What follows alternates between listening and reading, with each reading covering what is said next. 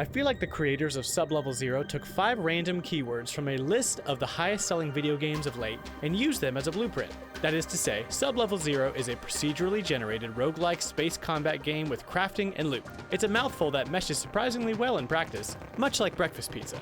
However, even breakfast pizza can be ruined with poor execution. The crafting and looting seems oversimplified, but that's not a bad thing. I liked how little time I spent in the game's menus.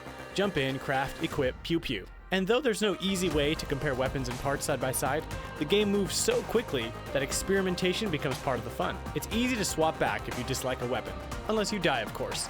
And boy does this game love to kill you. You'll clear a room of baddies, only to be surprise attacked from around a corner you didn't see because the visuals are fast and confusing. That's actually a great descriptor for this whole game, fast and confusing. It reminds me a lot of Sonic the Hedgehog. Now I love me some Sonic, but making me do a delicate activity within a system that forces me into breakneck speeds feels, well, bad. Let's chat for a second about roguelikes.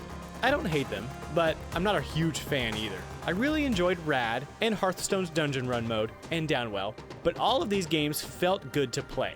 Remove all the bells and whistles from the game, and if the controls and systems feel good, I'm in. Unfortunately for Sublevel Zero, as I stated earlier, it's fast and confusing. It could very well be that I haven't spent enough time with the game's predecessors, namely Descent and Forsaken, to truly appreciate its control scheme.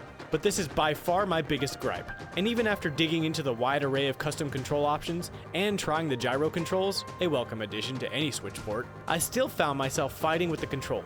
I'm afraid newcomers to this type of flying have a steep curve ahead of them. I did have fun though. There are a good number of difficulty options ranging from your standard easy, medium, hard to the more nuanced unlockable ship selections. I found myself having way more fun with easier settings. What can I say? I like games for babies. This game is a solid 6 out of 10 for me.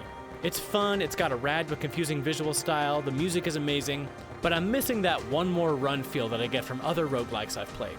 If you have nostalgia for those old 6 Degree of Freedom shooters, you'll probably love this game. But for my money, I'll go back to Starlink to scratch that space shooter itch.